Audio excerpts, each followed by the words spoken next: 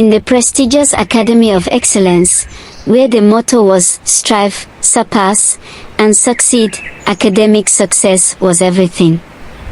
The academy was known for its strict rules, tough lecturers, and intense competition among students. Here, grades determined your worth, and students were willing to go to any lengths to get good grades and to be the best. Even if they didn't really understand what they were taught, or don't know it, they just want to pass and get good grades. Every quiz, test, and exam felt like a fight for survival, with the pressure to excel weighing heavily on everyone. Most students lived by the academy's rigid expectations, spending countless hours in the library, reading and trying to memorize the material, attending every lecture with military precision, and joining study groups that felt more like strategy sessions. Their identities revolved around their GPA, and failure was seen as the ultimate disgrace. But in the midst of this academic frenzy were two students who seemed to defy every norm, Obi and Eze. Unlike their classmates, who were laser-focused on achieving the highest grades, Obi and Eze had a different outlook on school. To them, acquiring knowledge and really understanding what was being taught was more important than grades or even the certificate. And they would always tell their peers, "It's not by passing through school. Also allow school to pass through you." But many didn't understand them. These two boys had a different approach to school, which made them to be known around campus as the unserious duo, the poster boys for academic negligence. Obi, with his carefree attitude, often strolled into lectures late, a relaxed smile on his face, carrying nothing more than a pen, if he even remembered to bring one. Eze, his close friend and partner in crime, was much the same. He preferred working on personal projects and engaging in deep conversations with Obi rather than poring over textbooks. They always sat at the back of the class, among the students deemed dull by others, while the serious ones occupied the front rows. To many, Obi and Eze were destined to fail or barely make it through the academy. What their peers didn't know, however, was that Obi and Eze were far from clueless.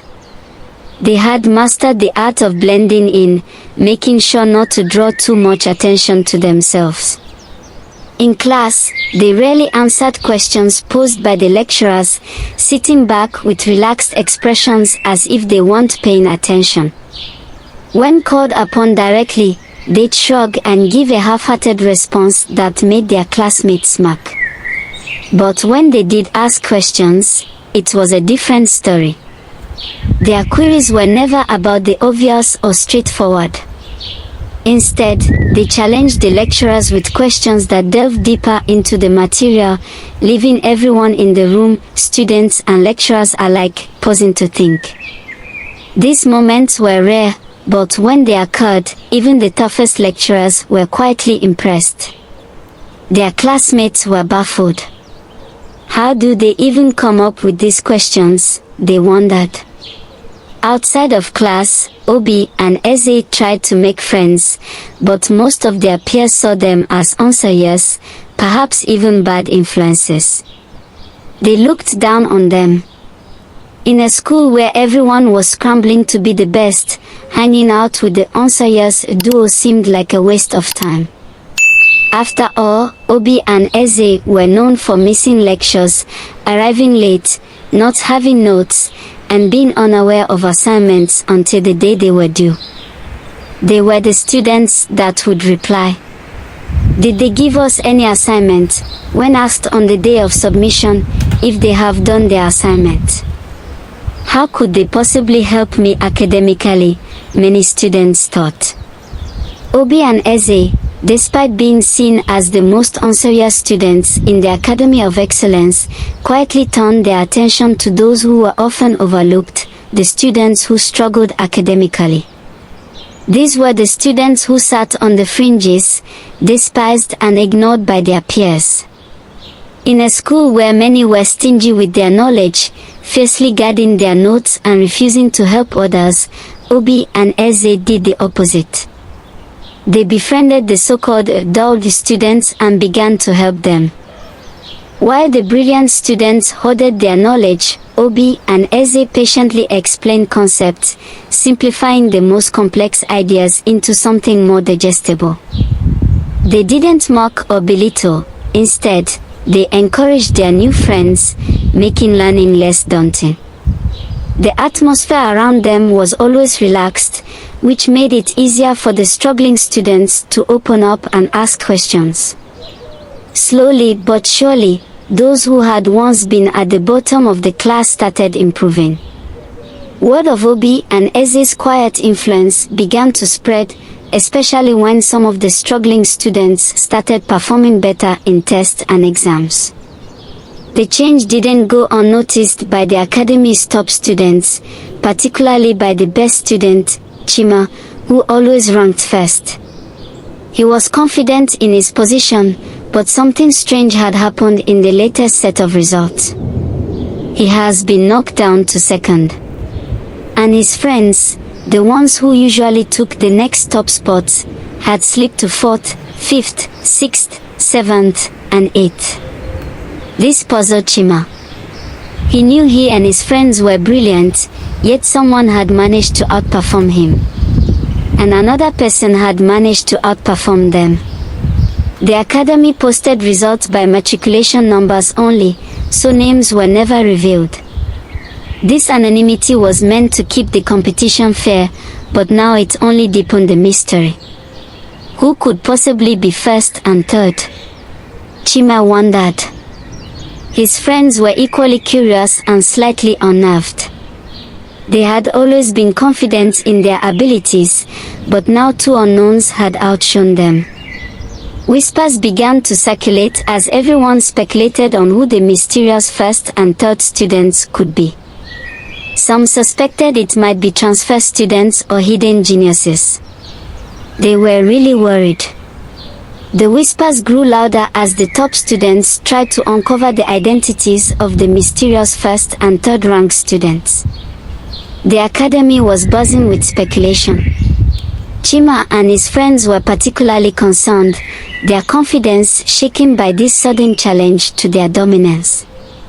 They discreetly asked around, tried to match faces to matriculation numbers, but no one seemed to know. Meanwhile, Obi and Eze, the duo who were widely regarded as the most unserious students in the academy, continued to drift through their final year. Their classmates were baffled that they had managed to scale through all the rigorous courses and exams, seemingly without putting in any effort. How did they make it this far? Many wondered aloud. It just didn't add up. The turning point came one day during Mrs. Okonkwo's class. Mrs. Okonkwo was known as one of the toughest lecturers in the academy, feared for her sharp tongue and high standards. That day, she walked into the lecture hall with a rare smile, holding a stack of papers.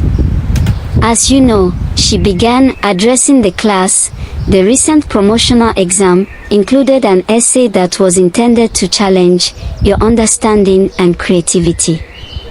I was impressed with many of your responses, but two essays stood out above the rest. They were insightful, well argued, and demonstrated a deep understanding of the topic. The class listened intently, eager to hear the names of the students who had impressed Mrs. Okonkwo. She glanced down at her paper, then called out, "Obi and Eze, please come forward." At that very moment, Obi and Eze were already sneaking into the class through the back door, late as usual. The class turned back to look at them, expecting them to get a reprimand for their tardiness. Mrs. Okonkwo looking at the two coming to her class late. "I am even surprised that out of all the students in this class, it had to be the both of you." "Both of you? Come out," she said. Obi and Eze exchanged confused glances. They assumed they were being called out for being late, as was often the case. It wasn't until Mrs. Okonkwo handed them their graded essays, each marked with a bold A+, that they realized what was happening. The room fell silent as the realization dawned on everyone. Obi and Eze weren't being reprimanded, they were being praised. Chima and his friends sat in stunned silence, still grappling with the revelation that Obi and Eze might be the mysterious first and third-ranked students. Could it really be them? The ones everyone had written off as lazy and unserious.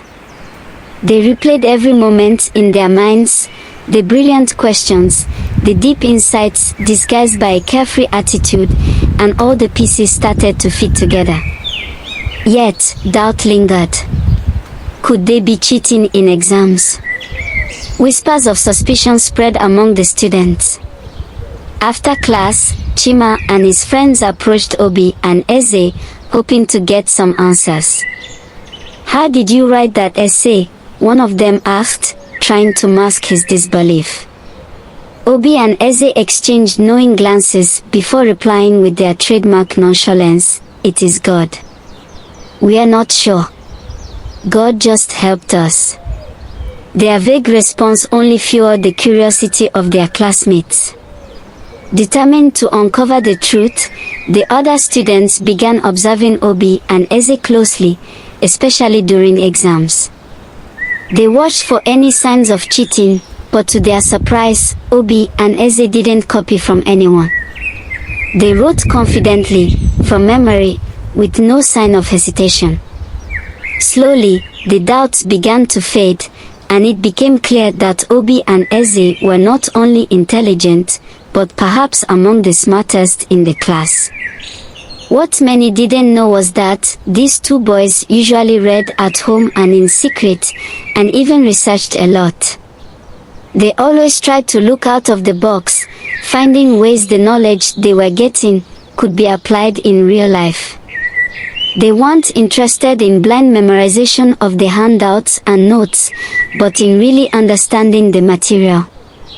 As the final year progressed, it was time for the all-important project defense.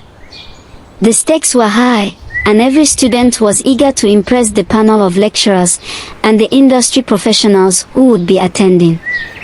Mrs. Okonkwo, still impressed by Obi and Eze's essay, decided to extend an invitation to supervise their project. "I see potential in both of you," she said after class one day. "I want you to work with me. Together, we can create something remarkable." But Obi and Eze were anything but thrilled. They knew Mrs. Okonkwo's reputation for being demanding, strict, and highly serious. They could already picture the long hours and stressful assignments she would give them. So, they politely avoided her offer and instead sought out Mr. Amadi, a lecturer known for his laid-back attitude. Mr. Amadi wasn't one for stress. He preferred an easygoing approach to supervision and didn't have much time for students. To Obi and Eze, he was the perfect match. While their classmates threw themselves into their projects from the beginning of the semester, Obi and Eze remained untethered. Weeks passed, and while others were sweating over their research, they casually went about their lives, seemingly unbothered by the looming deadline. It wasn't until 2 weeks before the defense date that they finally buckled down and started working. They spent sleepless nights brainstorming, researching, and refining their project. On the day of the defense, the academy was buzzing with anticipation. Top CEOs and investors had been invited, eager to scout the best talent and invest in promising ideas. Many eyes were on Chima and his friends, who had long been expected to shine. But when Obi and Eze stepped up to present their project, they stole the show. Their presentation was not only innovative but delivered with such confidence and clarity that it captivated the entire room. The CEOs and investors were thoroughly impressed, more so than by any other presentation that day. Offers flooded in for Obi and Eze, more than for Chima and his friends. The academy's elite were left in shock, watching as the duo they had always underestimated received praise and opportunities beyond what anyone had imagined. As the final exams approached, Obi and Eze remained true to form, keeping a low profile while effortlessly excelling. When the results were finally announced, and it was time to present the awards to the top 3 students, the entire academy held its breath. Everyone expected Chima, as the best student, to take the top spot, but they were shocked when Obi's name was called as the first. Chima, second. And Eze's was third. The room erupted in gasps of surprise. The students who had once dismissed them as unserious were now forced to acknowledge their true brilliance. Respect and admiration began to replace the skepticism and doubt that had once surrounded them. As the ceremony concluded and Obi and Eze's names were etched into the school's records as the first and third best students, the whispers in the halls turned from gossip to admiration. Their peers, who once looked down on them, now approached them with newfound respect. The lesson was clear: never underestimate or look down on anyone. Obi and Eze had shown that fine things could come in unexpected forms and that appearances could be deceiving. Before they left the academy, Mrs. Okonkwo called Obi and Eze into her office for a final conversation. She looked at them with a mix of pride and concern. "You've both impressed me greatly," she began. "But I want to give you some advice before you step into the real world." Obi and Eze listened attentively as she continued, "Your intelligence and creativity are undeniable, but your carefree attitude, while it worked for you here, might not serve you well outside these walls. The real world is different. Employers and clients won't always appreciate nonchalance. Deadlines, responsibilities, and expectations are serious, and you can't afford to be as relaxed as you were here. If you carry your unseriousness into your work or business, it could affect your reputation, and opportunities may slip through your fingers." She paused, letting her words sink in before adding, "Balance is key.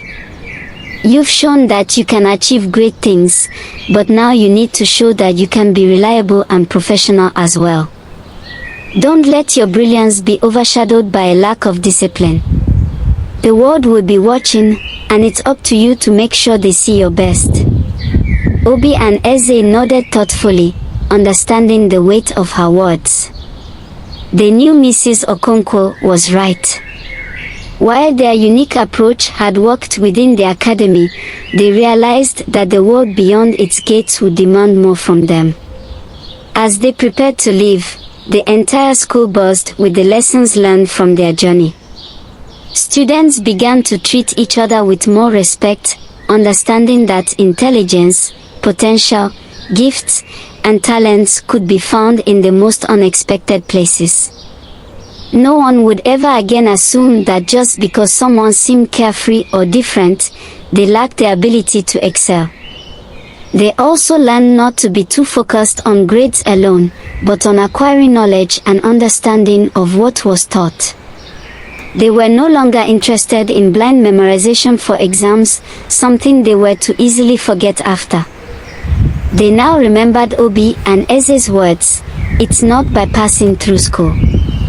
Also allow school to pass through you." They now realize that as they have come to school to pass and get certificates, they should also be able to defend their certificates and apply the knowledge when necessary. Obi and Eze had changed the way their peers saw the world, leaving a lasting legacy at the Academy of Excellence.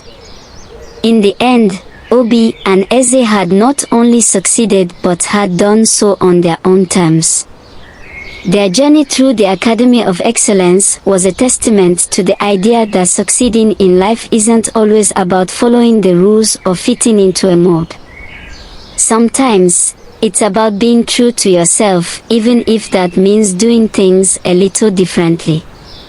And in doing so, they earned the respect and recognition they had long deserved.